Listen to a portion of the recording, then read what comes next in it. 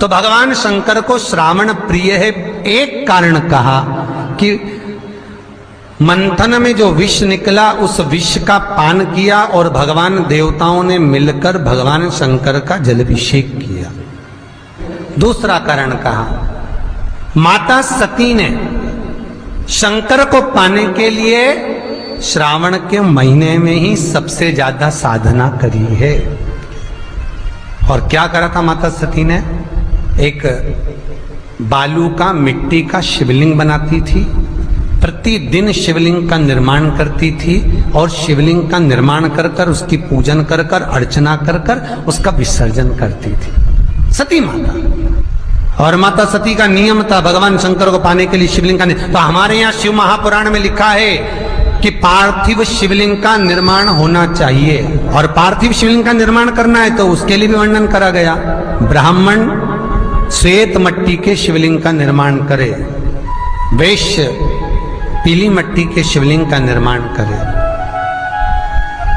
क्षत्रिय लाल मट्टी के शिवलिंग का निर्माण करे और शूद्र काली मट्टी के शिवलिंग का निर्माण करे। कितना बड़ा शिवलिंग बनाना चाहिए? अगर हम पार्थिव शिवलिंग का निर्माण कर रहे हैं या हमारे घर में हम कोई मूर्ति रख रहे हैं या हमारे घर में हम कोई मूर्ति को विराजमान कर रहे हैं तो उस मूर्ति का भाव कितना बड़ा होना चाहिए? तो कहा, जमीन पर अपने हस्त कमल को रखकर अंगूठे को ऊंचा कर कर देख लो, बस इतनी बड़ी मूर्ति घर के अंदर होना चाहिए। चाहे वो लड्डू गोपाल की हो, चाहे वो दुर्गा भवानी की हो, चाहे वो राम जी की हो, शंकर जी की हो, कृष्ण की हो, जिसकी रखना हो, बस इतनी बड़ी मूर्ति घर के अंदर होना चाहिए। क्यों? इससे बड़ी अगर मूर्ति होती है तो जैसे मंदिर में सेवा होती है उतनी सेवा की उसको जरूरत पड़ती है। और अगर इससे छोटी मूर्ति होती है, जितनी छोटी होगी उतनी सेवा कम करना पड़ती है। तो मूर्ति जितनी छोटी होगी उतना सुख प्रदान करेगी, उतना आनंद देगी।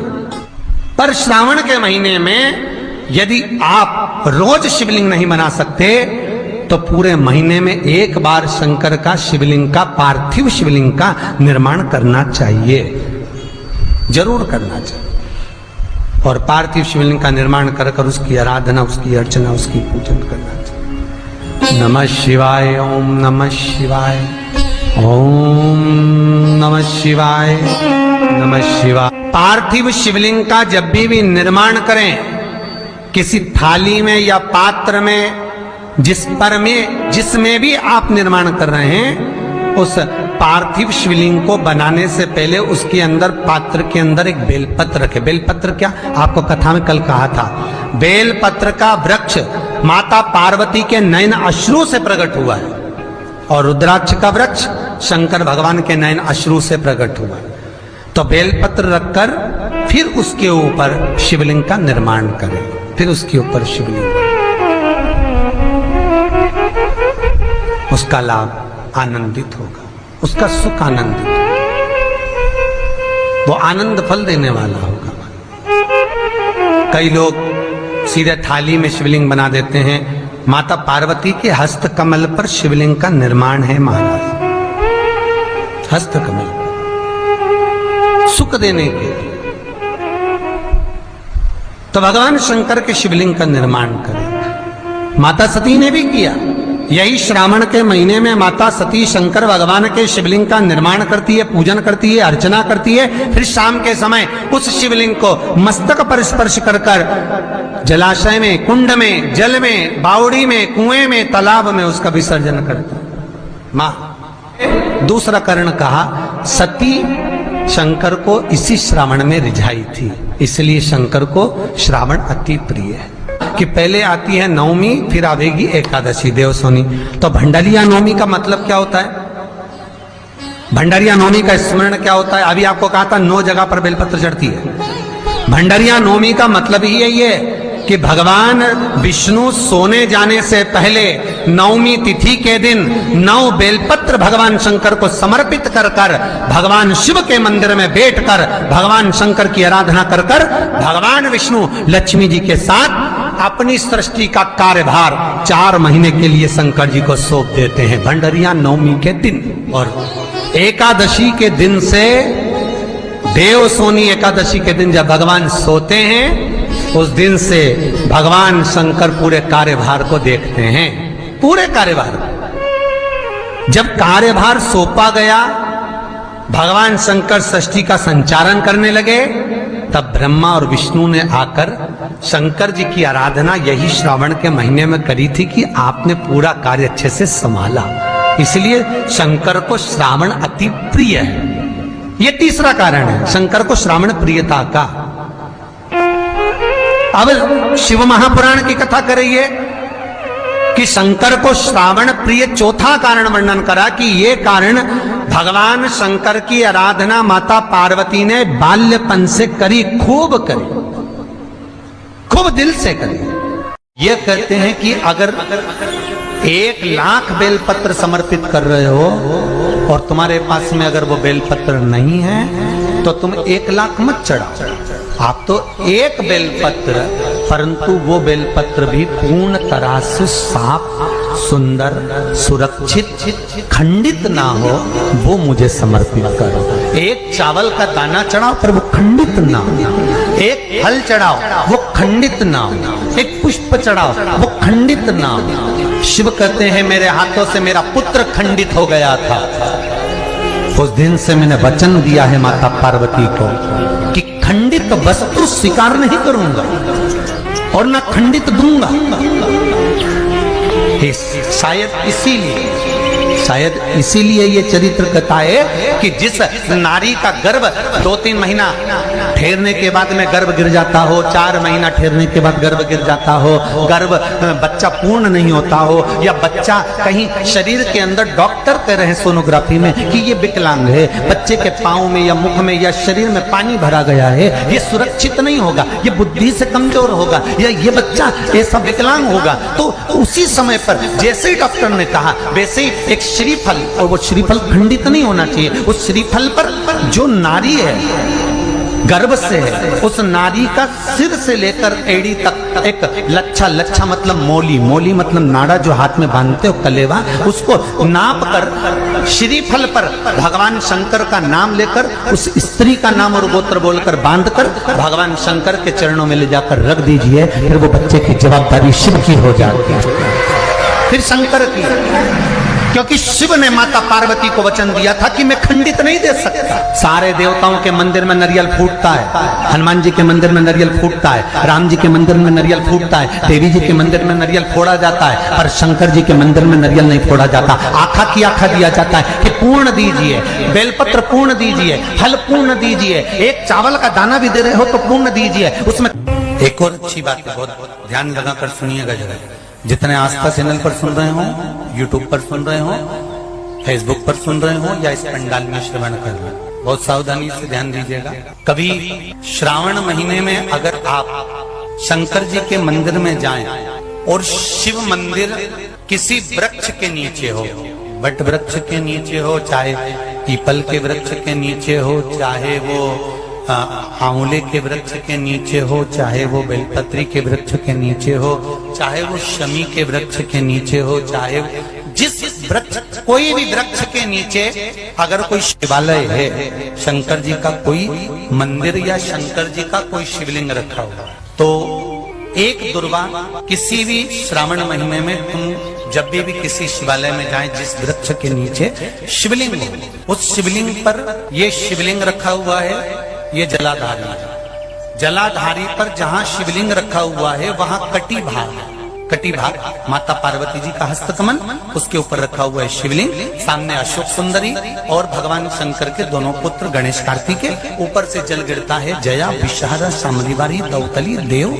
ये भगवान शंकर की 5 बेटियां। तो जो कटी भाग, इस कटी भाग पर अगर मात्र एक दुर्वा समर्पित कर जिसकी किडनी या लीवर डैमेज हो रहा हो, काम नहीं कर रहा हो, या किडनी लीवर में कोई तकलीफ हो रही हो, या डायलिसिस चल रहा हो तो मात्र एक दुर्वा उस कटी भाग पर श्रावण महीने में समर्पित कर कर उस दुर्वा के 7 टुकड़े कर कर 7 दिन प्रतिदिन सुबह के समय पर उसको चबाकर खा लेने पर या निगल जाने पर धीरे धीरे धीरे धीरे डायलिसिस बंद होने लगता है और किडनी लीवर अपना काम करना प्रारंभ कर देते हैं।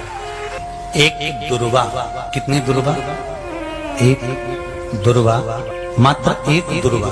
शंकर भगवान पर चढ़े हुए जल जब नीचे की ओर आता है, जिस जगह पर जल गिरता है उस जगह पर मात्र एक दुर्वा अपनी कामना कर कर इस शरीर के सुख के लिए शंकर भगवान के जल गिरने वाले स्थान के पास में अवधूतेश्वर महादेव के नाम से रख दी जाती है तो जिंदगी में कभी बड़ी बीमारी नहीं आती। उसी तरह इससे रोग को समाप्त करने के लिए दुर्वा का प्रयोग किया गया। आप लोगों ने पूर्व में जो शिव महापुराण की कथा कुबेरेश्वर बाबा की धरा से करी थी वो आप लोगों को ध्यान में होगा। दुर्वा कैसे उत्पन्न हुई थी, दुर्वा का महत्व क्या है, कितनी दुर्वा चढ़ाना चाहिए, कैसी दुर्वा चढ़ाना चाहिए, दुर्वा की उत्पत्ति कहाँ से हुई है, दुर्वा तोड़ने के बाद पानी में डालने के बाद फिर हरी हो जाती है, इसका क्या कारण है,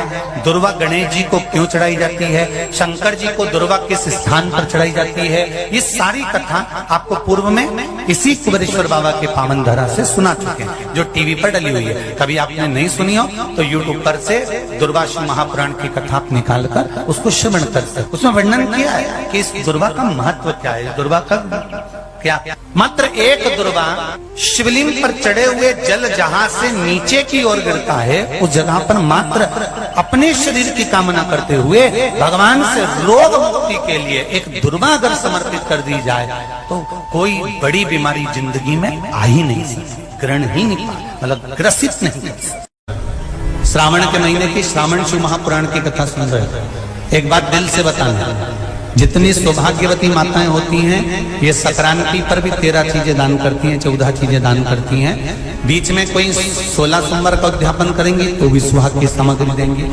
उद्यापन करेंगी तो भी सुहाग की सामग्री देंगी, कोई कार्य करेंगी तो भी सौभाग्य की सामग्री देंगी। सौभाग्य की सामग्री का दान क्यों किया जाए, सौभाग्य सूचक वस्तुओं का दान क्यों किया जाए, सौभाग्य की वस्तुएं क्यों प्रदान करी जाती है, क्यों दी जाती है, उसका कारण क्या है।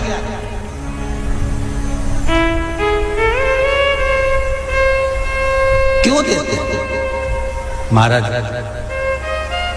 भारत की भूमि की सौभाग्यवती माताओं का एक मन की अभिलाषा रहती है, भारत की भूमि की माताओं की एक अभिलाषा रहती है कि जब उसके प्राण छूटे तो अखंड सौभाग्य धारण करके पति के कंधे पर और पुत्र के कंधे पर शमशान कर।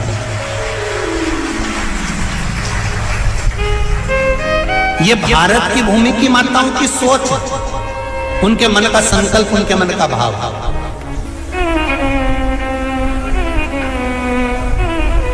क्यों देते हैं चूड़ी का दान, क्यों देते हैं बिंदी का दान, क्यों देते हैं अखंड सौभाग्य का दान, किस महाराज।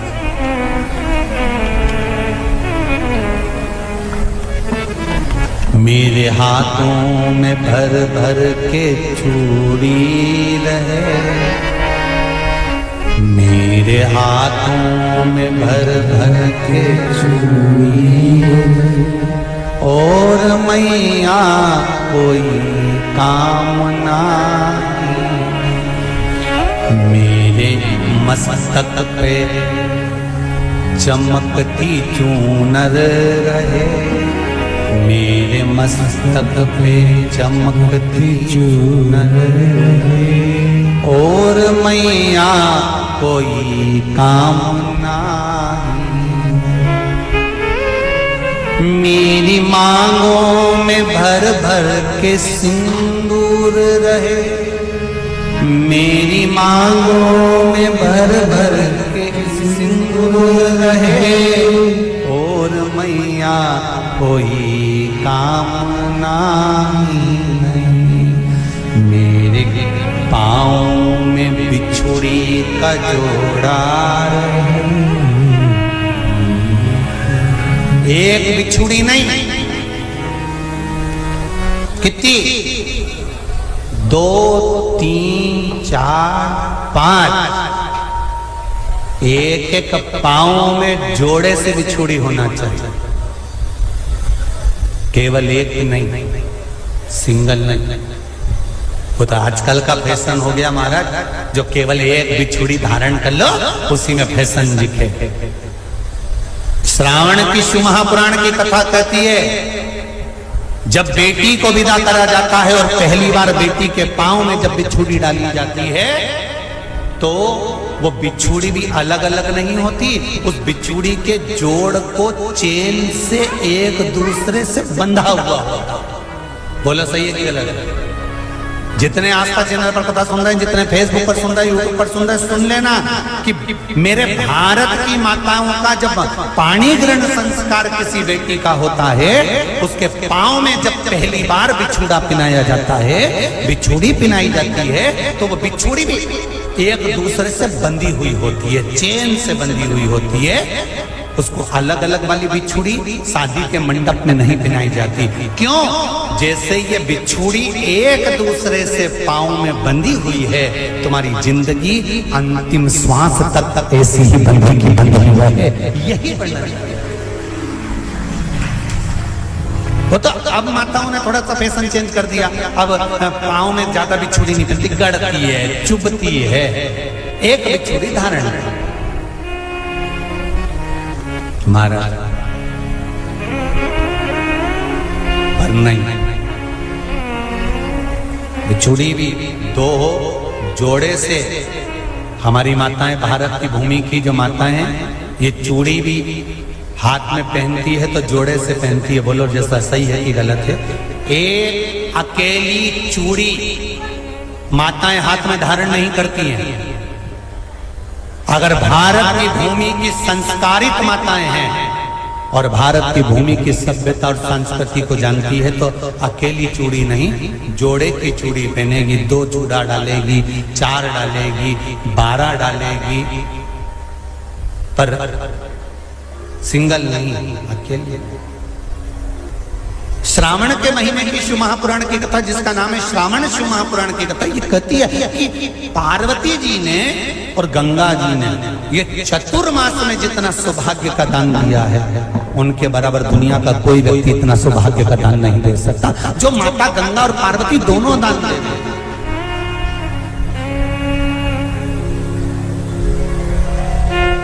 प्रतिदिन दे रहे हैं। और अब तो फैशन आ गया, तुम लोगों जो सौभाग्य का दान देते हो प्लास्टिक की डलिया में देते हो, पर एक एक पुराण को उठा कर देख लेना, एक एक अध्यापन को उठा कर देख लेना। जितनी तुम कथा तुम्हारे घर में छोटी छोटी कथाओं की पोथियां पड़ी हो, उनको उठा कर देख लेना। उसमें नहीं लिखा कि प्लास्टिक की डलिया में सौभाग्य की वस्तु का दान दिया जाता है, उसमें लिखा है बांस की पिटारी में, बांस की डलिया में सौभाग्य की वस्तुओं का दान दिया गया। क्यों? क्योंकि बांस वंश की वृद्धि करता है, बांस सौभाग्य की वृद्धि करता है, और बांस अखंड सौभाग्य। जैसे बांस का पौधा बढ़ते चले जाता है, बढ़ते चले जाता है, उसी तरह बांस की डलिया में जब दान दिया जाता है, बांस की टोकनी में जब दान दिया जाता है, तो ये भाव रखा जाता है कि तुम्हारा सौभाग्य ऐसे ही बढ़ता रहे। पर अब थोड़ा सा फैशन चेंज हो गया, तो प्लास्टिक की डलिया, पर प्लास्टिक की नहीं। तो गंगा मैया और पार्वती मैया चतुर्मास के अंतर्गत जो त्योहार पड़ता है, चतुर्मास के अंतर्गत जो व्रत पड़ते हैं, ये किसी दूसरे के नहीं है। तीज का व्रत माता पार्वती का, छठ का व्रत माता पार्वती का, चतुर्थी का व्रत माता पार्वती का, ये सारे व्रतों की शुरुआत गंगा और पार्वती ने अपने बल से